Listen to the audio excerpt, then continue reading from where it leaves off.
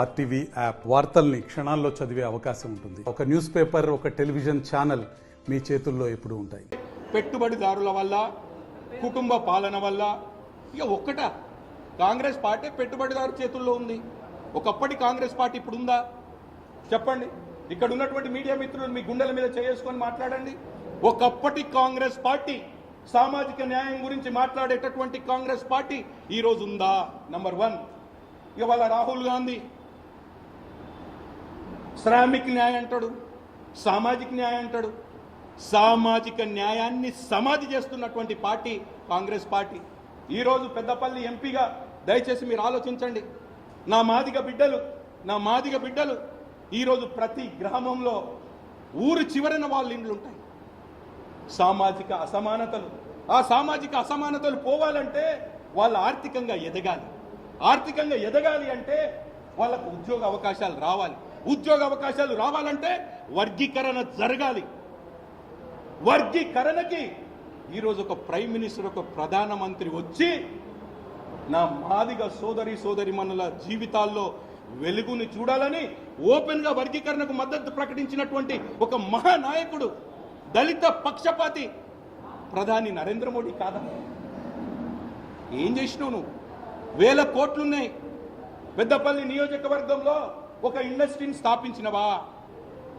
పెద్దపల్లి నియోజకవర్గంలో ఉన్నటువంటి ఒక 500 మంది నిరుద్యోగ బిడ్డలకి ఉద్యోగాలు ఇచ్చినవా?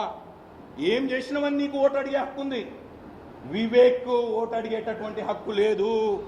కేవలం డబ్బుతో రాజకీయం చేస్తున్నాడు తప్ప ఈ గుండెల్లో పేదలకు సేవ చేయాలి, ఈ ప్రాంతాన్ని అభివృద్ధి పథంలోకి తీసుకెళ్లాలనేటటువంటి సంకల్పం ఉందా? లేదు. కాబట్టే పారిపోతాడు.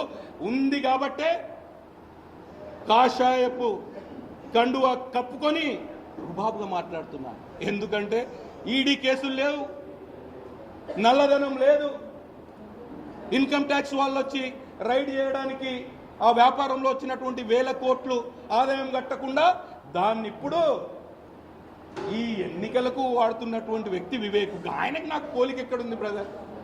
I'm the group 1 officer, I'm the PhD holder, okay, sitting MP, member of parliament. Please. Venkatesh నేత ఎంపీగా ఉన్నటువంటి 5 సంవత్సరాలలో పెద్దపల్లి నియోజకవర్గంలో ఉన్నటువంటి 7 అసెంబ్లీ నియోజకవర్గాలలో ఏం చేసినాడో ఓపెన్ డిబేట్కి రమ్మని దమ్ముంటే నేను చెప్తా కదా. ఇప్పుడు చెప్పమంటారా? ఓపెన్ డిబేట్కి వస్తాడా? అడగండి. మొత్తం కట్టగట్టుకొని కుటుంబ సభ్యులందరూ ఒకవైపు, నేను ఒకవైపు రెడీ ఉన్నాను మీ సమాధానానికి. నేను సవాల్ విసురుతున్నాను. ఉత్త టైం పాస్ మాటలు మాట్లాడేటటువంటి వ్యక్తి కాదు వెంకటేష్ నేత. With evidence. ఈ హైవే ఎట్లొచ్చింది, ఉన్నాయి లెటర్లన్నీ, రిప్లైలు ఉన్నాయి.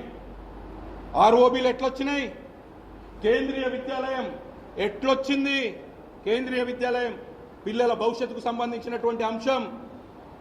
కరోనా కాలంలో 1000 కోట్లు ఉన్నటువంటి వివేకు ఇంట్లో పడుకున్నాడు.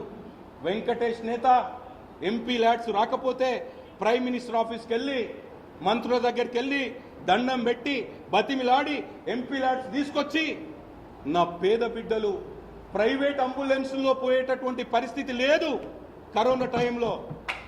వాళ్ళు ఇక్కడ నుండి మంచిర్యాల నుండి హైదరాబాద్కి వెళ్ళాలి అంటే ఒక అంబులెన్స్ ఉండాలి. అంబులెన్స్ ఉండాలంటే ఆయన జీవితం బతకాలంటే ఒక వెంటిలేటర్ ఉండాలి, ఒక ఆక్సిజన్ సిలిండర్ ఉండాలి.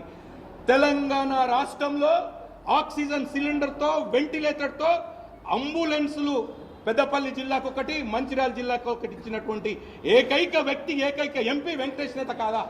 రమ్మనండి, నేను సిద్ధంగా ఉన్నాను. వాళ్ళు ఎంతమంది అయినా రాని, ఎంతమంది ప్రొఫెసర్లను తెచ్చుకుంటారా, మేధావులను తెచ్చుకుంటారా, తెచ్చుకోండి. నేను చర్చకు సిద్ధంగా ఉన్నాను.